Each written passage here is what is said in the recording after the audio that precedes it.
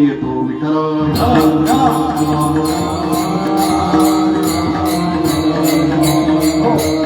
म्हणून तुकोबराने मागणं मागत असताना माझ्या कंठात नाम राहतो. नामस्मरणाने काय होतो? पापाचा नाश.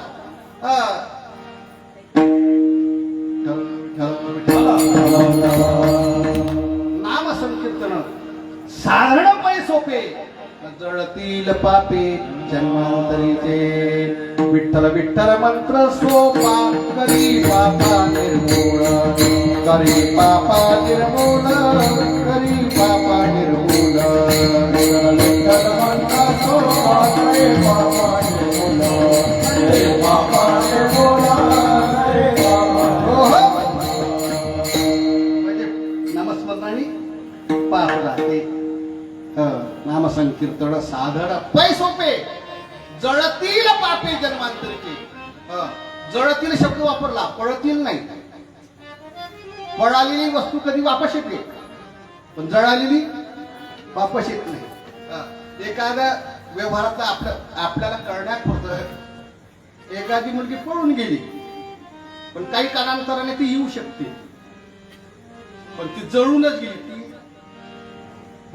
पळणं वेगळं आणि जळणं वेगळं. पळालेली येऊ शकते, पण जळालेली येऊ शकत नाही. तसंच वर्णन आहे. पाप सगळे नष्ट होतात, तरी पाप निर्मूळ. निर्मूळ म्हणजे अजिबात त्याचा लेश ठेवत नाही. नामस्मरणाने पापाचा नाश येईल. जळतील पापे जन्मांतरीचे. सगळ्या जन्मांचे अनेक जन्मातले पाप नष्ट होतात नामस्मरणाने. पहिला फायदा. दुसरा फायदा, नामस्मरणच का कंठात राहू द्या, तर त्या नामस्मरणाने पुण्याचा संचय होतो. पुण्याची गणना कोण करे, पुण्याची गणना कोण करे.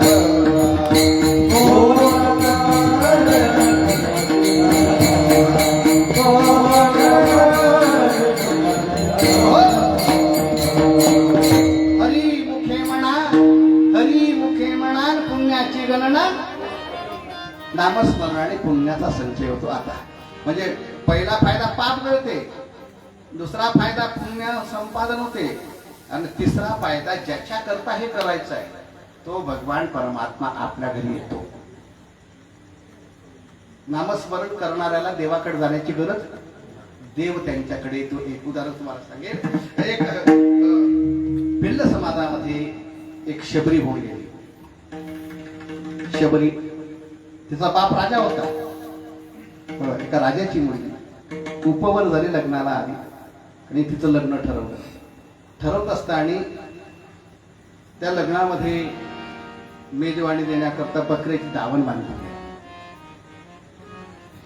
तिने विचारलं, बाबा हे बकऱ्याची दावण जी आहे कशा करतात? अरे म्हणले, आता तुझं लग्न आहे ना, त्या लग्नामध्ये ते दावण म्हणजे सगळं त्याला जेवण द्यायचं आहे. ते शब्द ऐकले. जर आपल्या लग्नामध्ये जर एवढे बकरे मरत असतील, मग लग्न करून उपयोग काय? आणि म्हणून शबरी आई वडिलांना झोपू दिलं, पण रात्रीची घरातून निघून गेल्यानंतर तिचा शोधाशोध घेतला.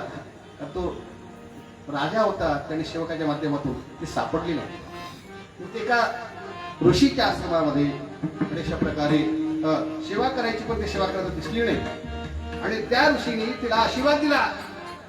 अरे, ही पहाटेच्या वेळेस रांगोळी सगळा संवर्धन करते. जे कोणी करत असेल तिला भगवान परमात्मा भेट दिली. एवढं पण कोण? रामचंद्र प्रभू भेट दिली. आणि म्हणून त्या शेबरीने एक पर्णकुटी तयार केली महाराज. त्या पर्णकुटीमध्ये माझा राम मला भेट देईल, माझा राम मला भेट देईल, माझा राम मला भेट देईल. आणि म्हणून नामस्मरण केलं. नामस्मरण करत केला. परिणाम असा झाला, ज्याच्या करता हे नामस्मरण केलं तो भगवान परमात्मा शबरीच्याकडे. जब मेरे राम जी का आवनी होगा, शबरी की कुटिया का पावन होगा. जब मेरे राम जी का आवनी होगा, शबरी की कुटिया का पावन होगा.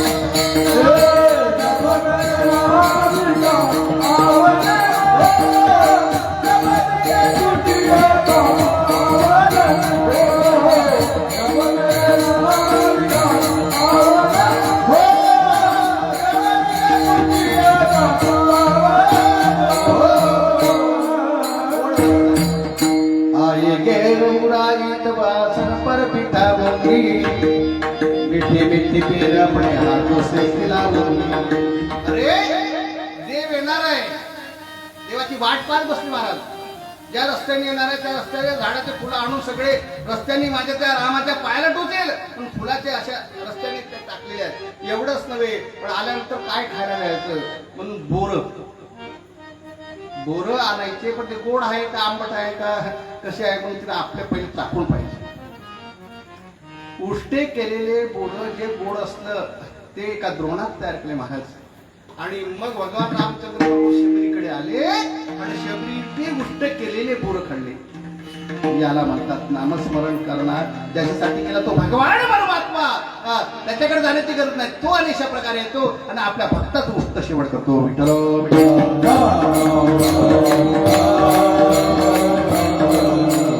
आई का महिमा आवडीची भोरे काय भिजलीची थोर प्रेमाचा. आता प्रेम शब्द आला. थोर प्रेमाचा भुकेला हाची दुष्काळ मिळाला. म्हणून नामस्मरण कंठामध्ये तुकोबराने मागितलं. त्याचा परिणाम असा आहे, त्याचे 3 फायदे आहेत. नामस्मरण पाप नष्ट होतो, नामस्मरण पुण्याचा संचय होतो, नामस्मरण ज्याच्या करता करतो तो भगवान परमात्मा घरी चालून येतो. म्हणून कंठी राहू ना अंगी भरुडिया प्रेम.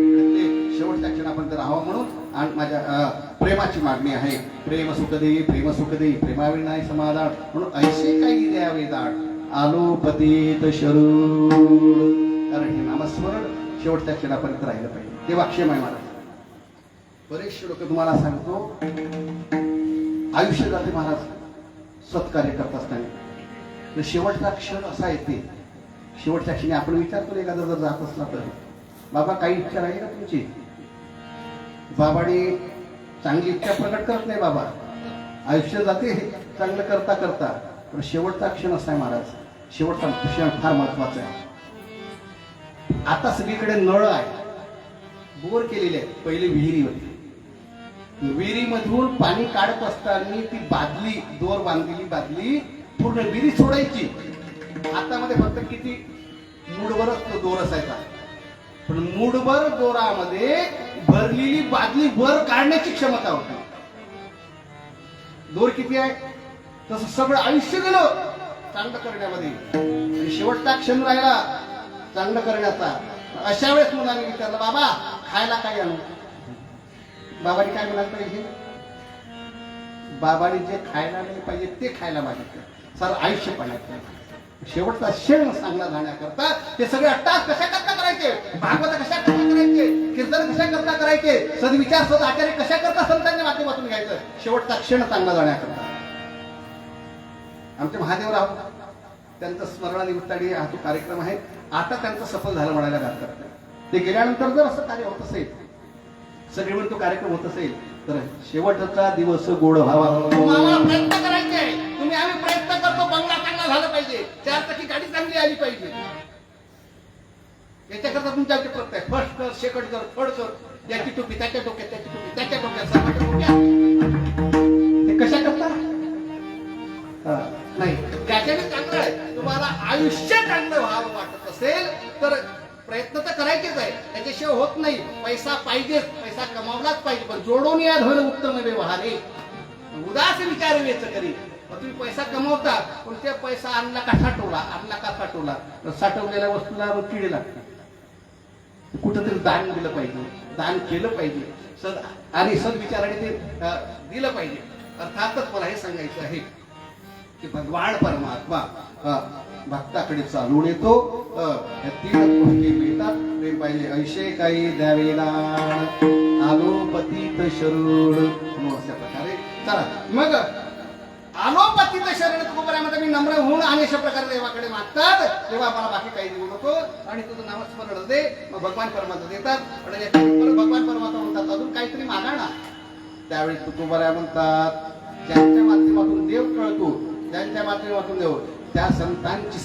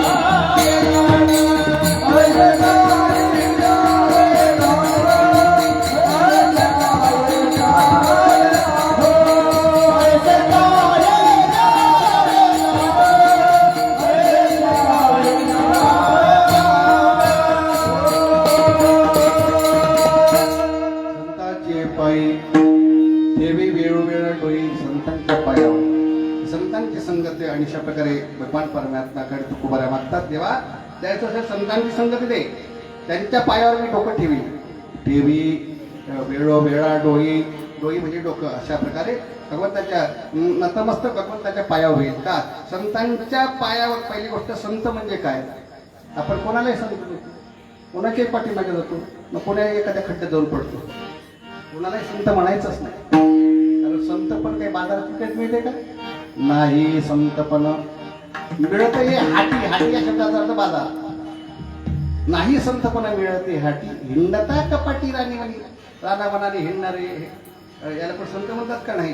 संत खऱ्या अर्थाने संत त्यांना म्हणावं त्याची संततेची जाणता हे तले भगवान परमात्म्याशिवाय दुसरा विषय जाणता नाही. असे संत महात्म्याची संगती घडावी. म्हणजे ज्याची संगती ज्याला ज्याला घडली त्याचं कल्याण झालं. ते फक्त तेवढं दिग्दर्शन करून सांगतो. मग त्यांच्या पायावर जर डोकं ठेवलं, त्याची संगती घडली, त्या संगतीचा परिणाम कल्याण झाल्याशिवाय राहत नाही. ज्ञानोबारायांची संगती घडली रेड्याची. भारतीय आहे का. ज्ञानोबारायांना संगती घडली, ज्ञानोबारायांची संगती घडली रेड्याला, म्हणजे हल्या म्हणतो आपण, म्हशीचा प्रांगणा हल्या. त्या हल्याने संगती घडली ज्ञानोबारायांची. परिणाम जन्म मरणाचा फेरा चुकला. तुम्ही सांगा, माणसाच्या पुण्यतिथ्या करतात, माणसाची समाधी कुठं, हल्याची समाधी. ज्ञानोबाची संगती झाली, परिणाम त्या रेड्याच्या मुखातून वेद बाहेर पडले. संगतीचा परिणाम. ज्ञानदेव म्हणे बोले रे ऋग्वेद ओंकारा शब्द प्रणमाता. हो, त्या रेड्याच्या मुखातून वेद बाहेर पडले. ज्ञानोबाराच्या संगतीचा परिणाम. ज्ञानोबाराची संगती घडली नेवाशाला, खांबाला. हा दगडाचा खांब जो आहे, ज्या खांबावर मंदिर आहे, मंदिराला खांब असतात, पण खांबासाठी मंदिर असते का मंदिरासाठी खांब असते. काय म्हणणार, मंदिरासाठी खांब असते का खांबासाठी मंदिर असते. मंदिरासाठी खांब. पण या ठिकाणी ज्ञानोबाराची संगती ज्या खांबाला घडली, त्या खांबासाठी मंदिर तयार झालं. कशाचा परिणाम आहे, संगतीचा. ज्या खांबाला बसून ज्ञानोबारायांनी ज्ञानेश्वरी सांगितली आणि लिखाण काम करण्याचं काम, एका मेलेल्या माणसाला ज्ञानोबाराची संगती घडली. त्याचं नाव सच्चिदानंद बाबा आहे. ज्ञानेश्वरी कदाचित तुम्ही वाचते असेल नसेल, शेवटचं सांगितलं सच्चिदानंद बाबा आज लेखक झाला. या ज्ञानेश्वरी ग्रंथाचे लेखक एखाद्याला विचारत आता तुम्ही कार्यक्रम ऐकले बाबा, मग ज्ञानेश्वरी ग्रंथाचे लेखक कोण, असा जर प्रश्न एखाद्याने केला, तुम्ही काय सांगा. ज्ञानेश्वर माऊली हे ज्ञानोबारायांनी फक्त सांगितली, लिखाण काम करण्याचं काम कोणी केलं? ज्ञानेश्वरी ज्ञानोबारायांची आहे माहित आहे, ज्ञानोबारायांच्या मुखातले शब्द पण ते रेखांकित लिहिण्याचं काम कोण केलं हे माहित पाहिजे. तर त्या जसं एखादा ग्रंथ एखादी कविता कोणी लिहिते त्याचा लेखकच थोडा, तसं ज्ञानेश्वरी लिहिण्याचं काम कोणी केलं तर सच्चिदानंद बाबा आदरे लेखकू झाला. 1212 तै टीका केली ज्ञानेश्वरे सच्चिदानंद बाबा आदरे लेखकू झाला असं वर्णन आहे. म्हणजे कोण सच्चिदानंद बाबा? चला मला हे सांगायचं आहे, म्हणजे सच्चिदानंद बाबा कोण?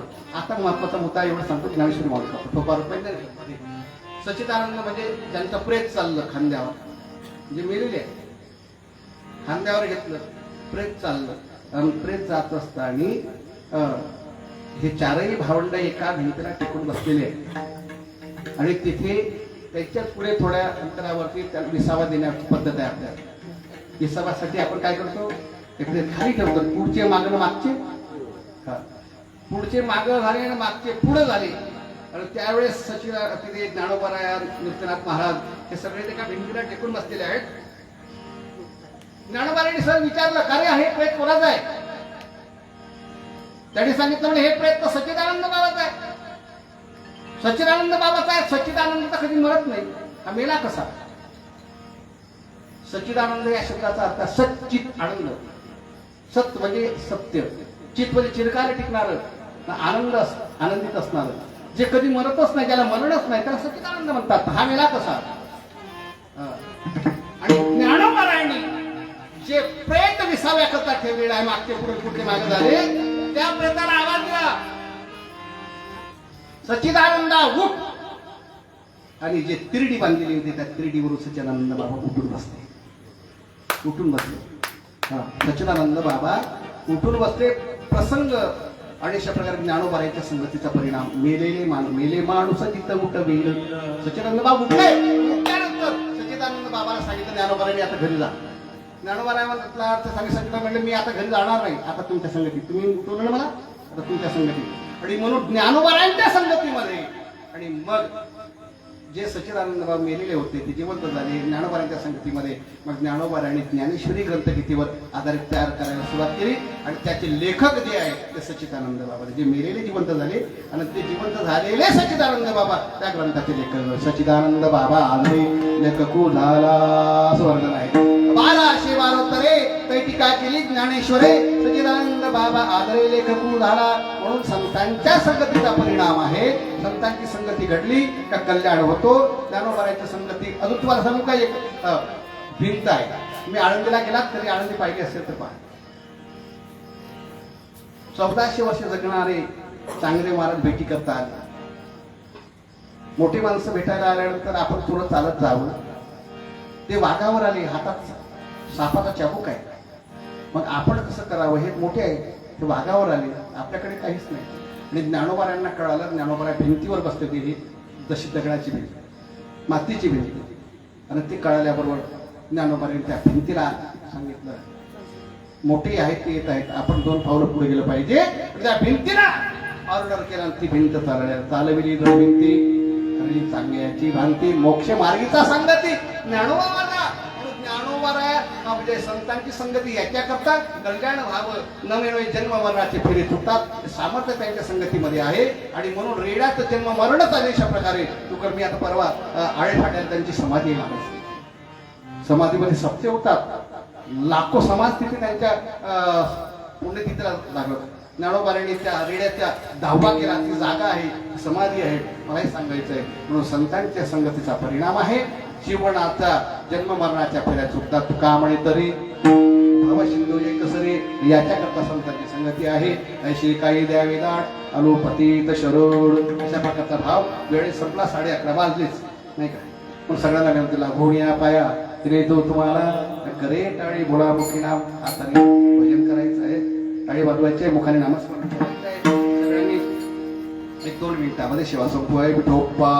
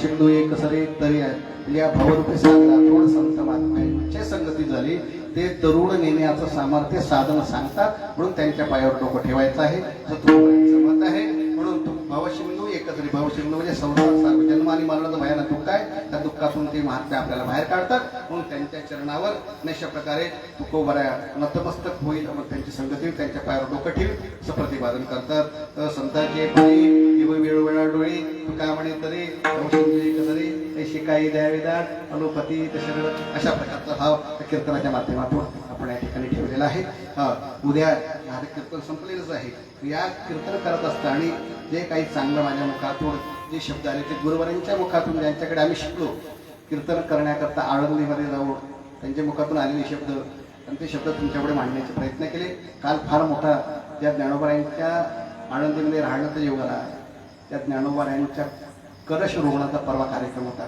तुम्हाला कधी टी व्हीला वगैरे तुम्ही पाहिलं असेल 22 किलो सोनं त्या कळसाला परवाच्या दिवशी बसवलं 15 तारखेला तो जो कळस आहे तो 22 किलो सोन्याचा सगळ्या लोकांनी सगळ्या परिसरातल्या लोकांनी असं करून तो मोठा सोहळा झाला ज्ञानोबारायांना जाऊन 750 वर्ष पूर्ण झाले त्यांच्या 750वी जयंती त्या अनुषंगाने तो कलश रोवणाचा कार्यक्रम आनंदी परवा मी तिकडेच होते आळंदीमध्ये काल तिकडून पुण्यावरून आलो आणि आज इकडे येण्याचा योग त्या घरातला कार्यक्रम आहे आणि त्याच्यामुळं येणंच होतं 2 दिवस राहील म्हटलं पण शक्य झालं नाही दुसरा एक कार्यक्रम चालू आहे माझा ठिकाणा तिथे तो 16 तास सुरू झाला रात्री तिथे होतो आज इथे परत रिटर्न आता जमलं की जायचं आहे ते पाहूया आता अर्थातच अशा प्रकारे या ठिकाणी येणं झालं आणि आमच्या दुर्वे साहेबांनी हा कार्यक्रम आणि अशा प्रकारचा जोडून आणला आणि या सगळ्यांना तुम्ही सगळ्यांनी परिसरातल्या लोकांनी साथ दिली त्याबद्दल तुमचे ऋण आणि अशा प्रकारे व्यक्त करतो कारण हा कार्य एकल्याचा नवे खेळ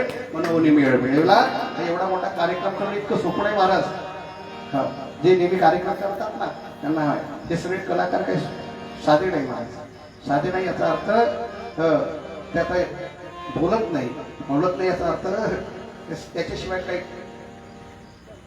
घटच नाही पण इथं सगळे हे जोडले ते प्रेमास्तव सगळे प्रेमास्तव आज कला सादर करण्याकरता 8 दिवसाचे 10-15 हजार एका कलाकाराला द्यावं लागतं हे सगळे आणि असा सगळा योग आमचे ध्रुवे साहेब आहे त्यांच्या प्रेमास्तव तुझ्या सगळ्या परिसरातल्या लोकांचा आणि झालेला हा दर्शनाचा लाभ आणि म्हणून पुन्हा एक वेळा तुमच्या ऋण निर्देश व्यक्त करतो मी झालेली सेवा भगवान परमेश्वराच्या समर्पित करून निरते पुरते अधिकते सरते करून घ्यावे तुमचे विनोद तसे पायाच्या प्रसादे काही बोलिलो विनोदे लक्ष्मण नवे अंग होते हे हा उपदेश तुमचे बडबडीनो शेष तुमच्या कृपेचे पोषणे जन्मोजन्मी मी तुकावडे झालेली सेवा भगवंताच्या चरणी समर्पित करतो या सेवेला पूर्ण विराम देतो जय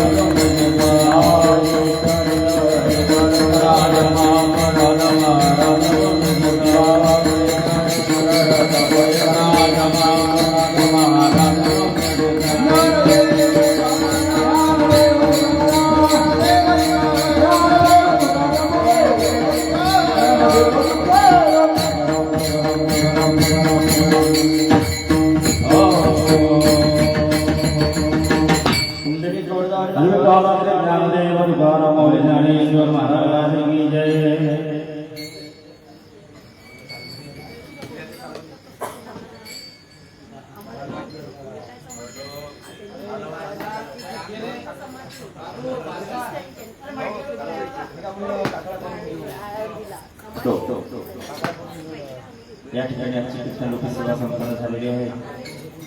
उद्याचे कार्यक्रम सकाळी 11 वाजून होईल. त्यानंतर रुद्राभिषेक आहे. ज्या कुणांना त्या रुद्राभिषेकामध्ये बसायचं असेल आणि योग असा आला की श्रावण मास सुरूच आहे, त्या निमित्तानं तरी ज्या कुणाला शक्य होईल त्या सर्वांनी साडेसहा सकाळचे 6:30 वाजेपर्यंत सर्व साहित्य घेऊन, रुद्राभिषेकाचं साहित्य घेऊन इथे हजर राहायचं आहे. त्यानंतर 10 ते 10 त्यानंतर आपल्या श्रीमद भागवत कथेची पूर्णावती होणार आहे. तर ते 7:30 वाजता पूर्णावती होईल. आणि त्यानंतर 10 ते 12 यावेळेमध्ये श्री गुरुवारी हरिभक्तीपर आहे शशिकांतजी महाराज पाटील यांचं सुश्राव्य असं हे कीर्तन गोपाल काल्याचं कीर्तन होणार आहे. तरी समस्त भाविक मंडळींनी गोपाल काल्याच्या कीर्तनाचा सुद्धा श्रवणाचा लाभ घ्यावा.